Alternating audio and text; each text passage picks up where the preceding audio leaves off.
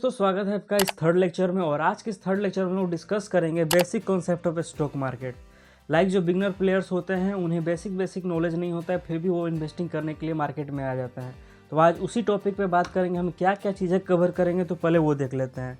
ये इतने सारे टर्म हैं जो कि आज के इस वीडियो में कवर करेंगे। शेयर क्या होते हैं, स्टॉक क्या होते हैं, सेल्स ग्रोथ किसे बोलते हैं, प्रॉफिट किसे बोलते हैं, और कंपनी जो होती है हमारी लार्ज कैप किसे कहते हैं, स्मॉल कैप किसे कहते हैं, मिड कैप किसे कहते हैं, और एनुअली रिपोर्ट कैसे देखेंगे, इन्फ्लेशन क्या होता है, और हम देखेंगे प्लेजिंग ऑफ शेयर क्या होता है। सो ये सारी चीज़ें हम कवर करेंगे। शेयर को हम लोग बेसिकली बोलते हैं हिस्सा। Share are unit of ownership in a company.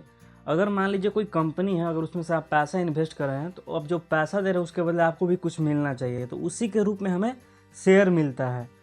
और एग्जाम्पल के तौर पर समझते हैं, मान लीजिए कोई कंपनी है जिसका कि मार्केट कैप 100 करोड़ रुपया है और उन्होंने 1 लाख शेयर मार्केट में लाया है, और जो 1 लाख शेयर लाया है तो पर शेयर का प्राइस जो पड़ता है 100 रुपया। तो हमें जो शेयर मिला है वो 100 रुपये का शेयर मिला है, तो उस कंपनी में हम 100 रुपये देकर उस कंपनी के हिस्सेदार बन गए हैं। वो जब कंपनी ग्रोथ करेगा तो हमारा जो 100 रुपये का अमाउंट है वो भी ग्रोथ करेगा। तो नेक्स्ट बात करते हैं, क्या शेयर और स्टॉक दोनों सेम होते हैं? तो आंसर इसका है कि नहीं, ये दोनों सेम नहीं होते हैं। शेयर बेसिकली वो हो गया जो कंपनी का आप कुछ हिस्सा ले रहे हैं उसको हम लोग शेयर बोलते हैं, और जो पूरा कंपनी है उसे हम स्टॉक बोलते हैं। तो ये दोनों अलग अलग टर्म है, और आगे वाले एग्जांपल में आपका ये चीज़ें क्लियर होगा। मान लीजिए कि शेयर वर्सेस स्टॉक है और यहाँ पे 4 कंपनी है और चारों कंपनी का 10 शेयर, ठीक है।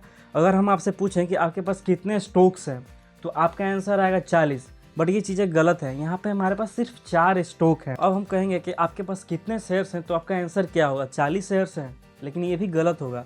मान लीजिए आपके पास कंपनी है, कंपनी बी का और कंपनी सी का, कंपनी डी का। अगर आपको बताना हो तो आप कर सकते हो कि हमारे पास कंपनी ए का 10 शेयर है, कंपनी बी का 10 शेयर है, कंपनी सी का 10 शेयर है। इस तरह से आप इस चीज़ को आंसर देंगे। और अगर हम पूछे आपके पास टोटल स्टॉक कितने, तो बोलोगे हमारे पास सिर्फ 4 स्टॉक है। अब बात आता है बाइंग ऑफ शेयर। हम लोग किस तरह से शेयर बाई करेंगे? तो हम बेसिकली हमारे पास 2 मेथड होते हैं। पहला मेथड को बोलते हैं आईपीओ के थ्रू जो मार्केट में हम लोग बाई करते हैं उसे हम लोग बोलते हैं प्राइमरी मार्केट, और दूसरा मार्केट जो होता है उसको हम लोग बोलते हैं सेकेंडरी मार्केट। और प्राइमरी और सेकेंडरी में क्या डिफरेंस है चलिए हम बताते हैं। जब कंपनी हमारा जो फर्स्ट ऑफरिंग करती है शेयर प्राइस में, तो हम उसको आईपीओ की तरह बाई करते हैं। जैसे आईपीओ में हमें शेयर अलॉट हो जाता है तो हम उस कंपनी के हिस्सेदार बन जाते हैं। अगर हम वही मार्केट सेकेंडरी मार्केट में हमको अगर ख़रीदना पड़े तो क्या करेंगे?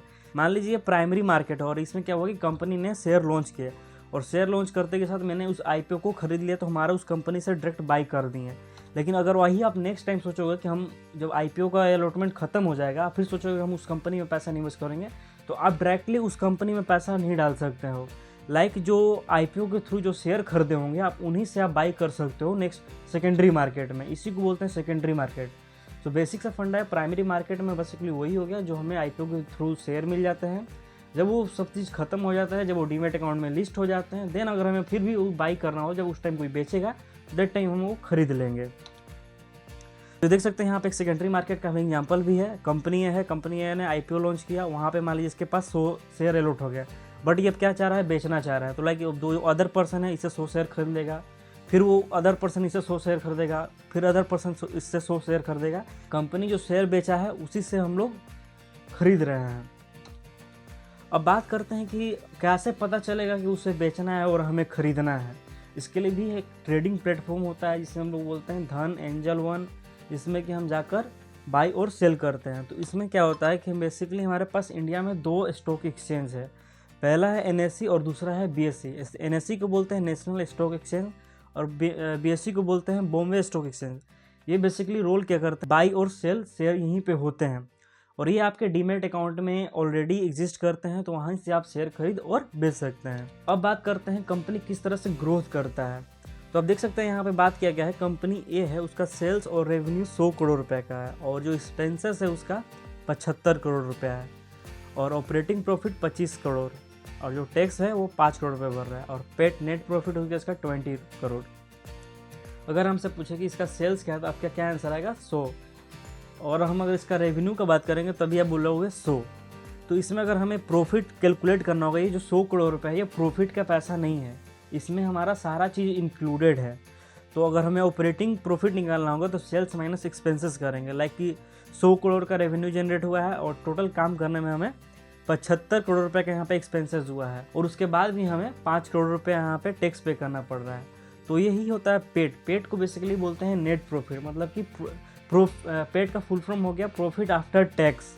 तो ये सारा फंडा था। आपने जब शार्क टैंक्स आया था डेट टाइम भी आप सुने होंगे कि वो लोग जो शार्क्स होते हैं वो बाइक पूछते हैं कि आपका पेट क्या है और आपका सेल्स रेवेन्यू क्या है, तो उसी तरह से टर्म यूज होते हैं मार्केट में।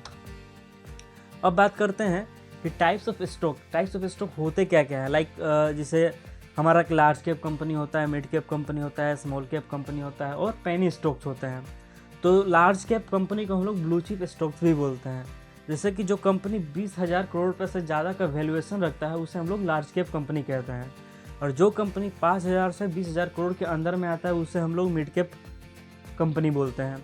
और स्मॉल कैप का बात करते हैं जो 5,000 करोड़ से जो नीचे के जितने भी मार्केट कैप हैं और मार्केट का वैल्यूएशन है उसे हम स्मॉल कैप कहेंगे। और पेनी स्टॉक वो होगा जिसका कि $1 से कम प्राइस है, उसको हम पेनी स्टॉक बोलेंगे। और इंडिया में बेसिकली यहाँ पे 10 रुपीज़ से कम होता है, उसे हम लोग पेनी स्टॉक बोलते हैं। अब बात करते हैं मार्केट कैपिटलाइजेशन और किस तरह से हम उस चीज़ को डिफाइन करेंगे कि उसका मार्केट कैपिटलाइजेशन कितना है। तो जो कंपनी है, देखिए यहाँ पे एक फार्मूला लिखा हुआ है, market capitalisation equal to current market price per share into total number of outstanding share.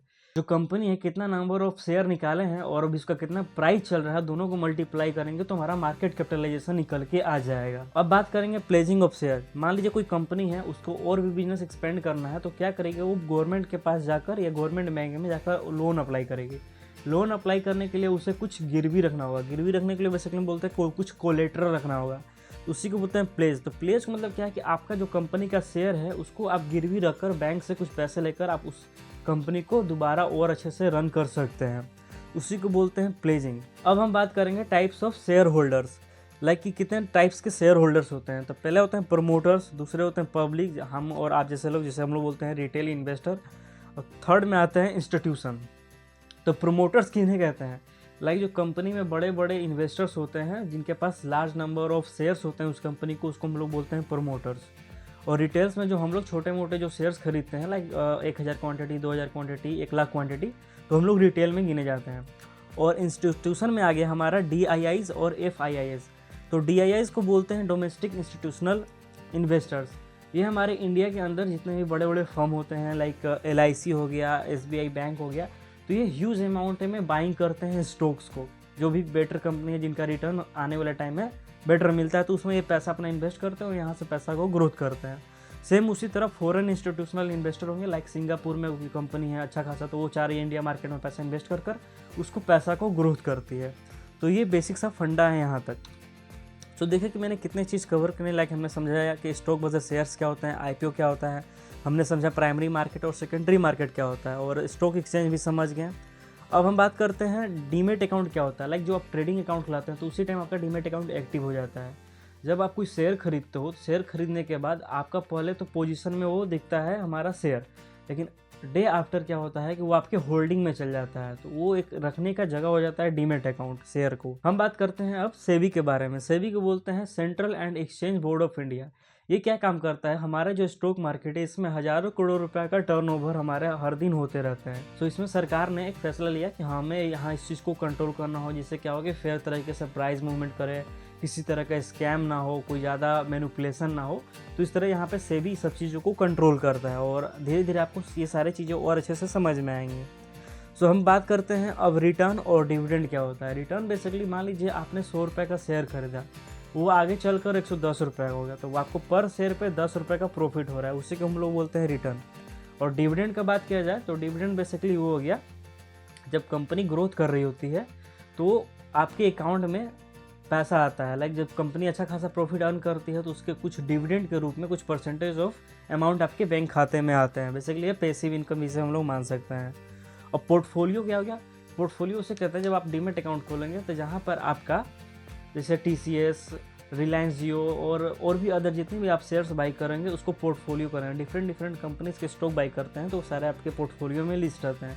मान लीजिए एक कंपनी के आपके पास 10 शेयर है, बी कंपनी के आपके पास 100 शेयर्स है, तो ये सारे आपके पोर्टफोलियो में नजर आएंगे। सो हमने रेवेन्यू और एक्सपेंसेस देख लिया था और ऑपरेटिंग प्रॉफिट भी समझ लिया, टैक्स भी समझ लिए थे और net profit and profit after tax भी हम लोग समझ लिए थे।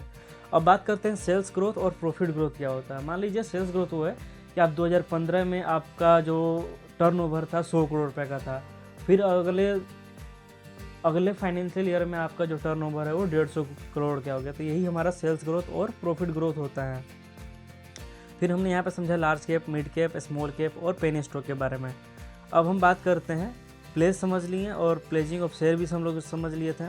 अब बात कर लें क्वार्टरली रिपोर्ट क्या होता है। लाइक अगर आप कोई कंपनी में पैसा इन्वेस्ट किए हैं तो आप किस तरह से उस चीज़ को आइडेंटिफाई कर पाएंगे कि हमारा कंपनी में जो पैसा डाले हैं वो किस तरह से काम कर रही है। तो जो कंपनी होती है हमेशा साल भर में क्वार्टरली वो अपना बैलेंस शीट रिलीज़ करती है, जिसमें कि आप देख सकते हैं कंपनी का टर्नओवर, उस बैलेंस शीट में देख सकते हैं कि कंपनी का पिछले मंथ में क्या ग्रोथ था और इस क्वार्टरली रिजल्ट में क्या ग्रोथ है। और ये फिर फाइनल में हमारा फिर एनुअल रिपोर्ट निकल के आता है। बेसिकली ये अप्रैल से स्टार्ट होता है और मार्च में ये एंड हो जाता है। फाइनेंशियल ईयर उसे को बोलते हैं और एनुअल रिपोर्ट डिपेंड करता है। और फिर हम बात करते हैं इन्फ्लेशन को बोलते हैं बेसिकली महंगाई। अगर महंगाई ज़्यादा है तो फिर डिमांड कम हो जाता है, तो मार्केट में थोड़ा कम प्रॉफिट होता है। तो ये सारा फंडा है। आज की इस वीडियो में इतना ही रहने देते हैं। बाकी के 4th लेक्चर में हम और भी चीज़ों को डिस्कस करेंगे पूरी स्क्रैच से। तो जुड़े रहने के लिए इस चैनल को सब्सक्राइब और अपने बिगनर फ्रेंड्स को ये वीडियो जरूर शेयर करें, जिससे कि उनका सारा कॉन्सेप्ट क्लियर हो जाए। Subscribe this channel.